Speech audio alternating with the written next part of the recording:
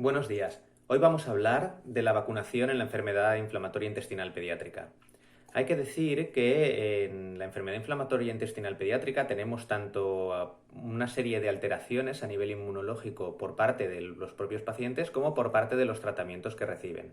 En este sentido, en relación con la vacunación, tiene una mayor importancia el tratamiento que los pacientes reciben. En este contexto, los efectos del tratamiento corticoideo influyen tanto en los fagocitos, que son las células que se encargan de devorar a los gérmenes que se introducen en nuestro cuerpo. Aquí están disminuidos, pero tienen la misma capacidad de eliminar bacterias a pesar de ello. Aumenta el número circulante de neutrófilos, que son una de las principales células de barrera defensiva de nuestro cuerpo.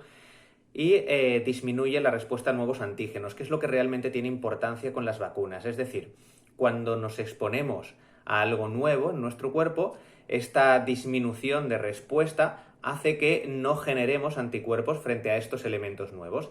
Por lo tanto, la síntesis de anticuerpos está disminuida porque están inhibidas estas células que se encargan de decir esto para mi cuerpo no es bueno y tengo que generar anticuerpos frente a esto. Y además estas células se destruyen antes.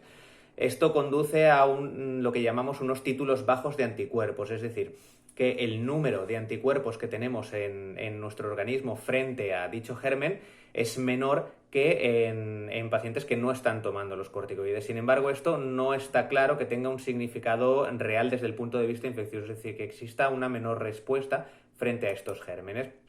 Por lo tanto, los efectos de los corticoides en las vacunas son muy relativos porque hay estudios que indican que disminuyen los anticuerpos, pero no existe una afirmación en cuanto a que el tratamiento con corticoides en los pacientes con enfermedad inflamatoria intestinal influya realmente en que las vacunas tengan un mayor o menor efecto.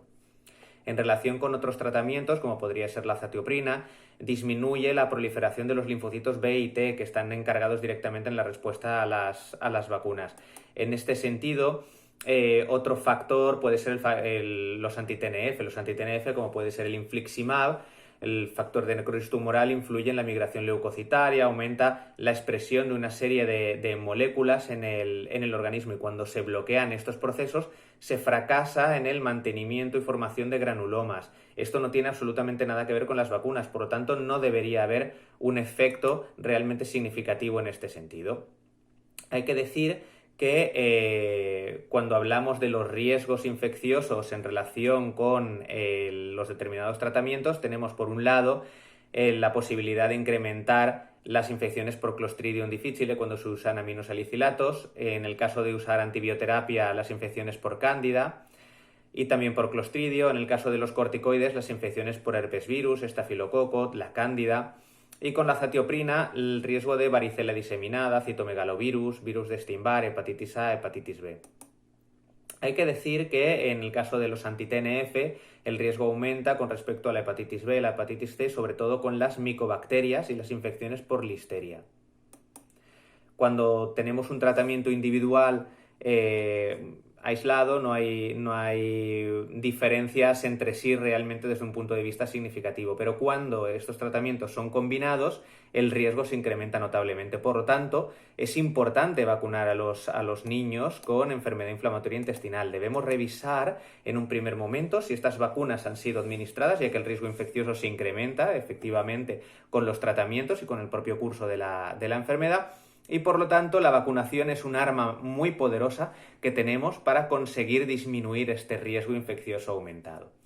Siempre tenemos que revisar el historial de vacunas en el diagnóstico. En pacientes que no están inmunodeprimidos, haremos las mismas recomendaciones estándar que en población pediátrica general. Y en aquellos pacientes que están inmunodeprimidos, tenemos que individualizar estas recomendaciones.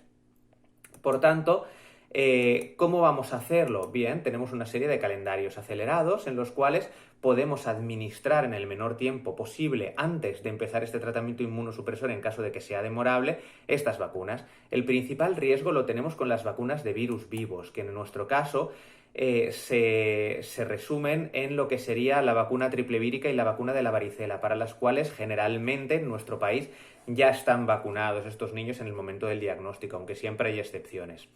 En el caso de que tengamos que vacunar a un paciente inmunodeprimido, tenemos que valorar realmente si lo está, si está inmunodeprimido.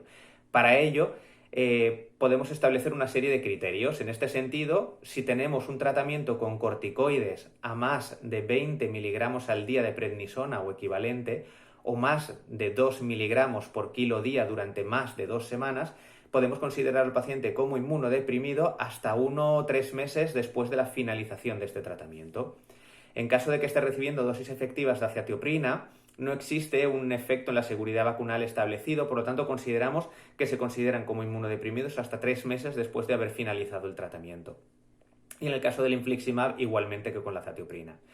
Sin embargo, no debemos olvidar que muchos de los pacientes con enfermedad inflamatoria intestinal tienen también una malnutrición calórico-proteica significativa. Han perdido peso, no tienen una serie de micronutrientes en el organismo que deberían tener y esto condiciona una menor respuesta inmunológica y además un mayor riesgo infeccioso. Vamos a considerar estos pacientes como inmunosuprimidos mientras exista esta malnutrición calórico-proteica realmente significativa. En el caso de que tengamos que administrar vacunas de virus vivos y tengamos un niño que está recibiendo corticoides, si estas dosis son bajas o moderadas, pueden administrarse. Si son dosis elevadas, pero se han administrado durante menos de 14 días estos tratamientos, se pueden administrar las vacunas inmediatamente tras la suspensión, aunque recomendamos esperar unos 10 días aproximadamente, para dar un margen de seguridad. En el caso de haber recibido dosis elevadas durante más de 14 días, lo ideal es esperar entre 1 y 3 meses después de la suspensión. En el caso de estar recibiendo tratamiento con inmunosupresores, en el caso de la vacuna de la gripe se recomienda administrar un mes después del tratamiento, después de haber finalizado el tratamiento y siempre y cuando tengamos un recuento de linfocitos superior a 1000 por milímetro cúbico. Para la hepatitis A recomendamos 3 meses después de haber suspendido el tratamiento inmunosupresor, igual que con DTP, VPI, hemófilus y el meningococo C. En el caso de la triple vírica y la varicela recomendamos esperar entre 3 y 6 meses tras el tratamiento inmunosupresor y en el caso de la varicela se darán 2 dosis separadas entre 4 y 8 semanas. Desde luego debemos considerar también la vacunación en los convivientes. Esto incluye los contactos domiciliarios y también los profesionales sanitarios. Se recomienda en todos los susceptibles la vacunación de triple vírica, varicela, neumococo, hepatitis A, gripe, polio y en el caso de que sea un territorio en el cual esté indicada la vacuna BCG frente a tuberculosis, esta estará indicada solo si lo está también en el contacto. Por lo tanto, hay que tener en cuenta estos casos particulares y debemos personalizar e individualizar la vacunación, teniendo en cuenta su gran importancia y considerando también la vacunación en los convivientes, así como el tratamiento que recibe cada uno de los pacientes que tenemos a nuestro cargo. Muchas gracias.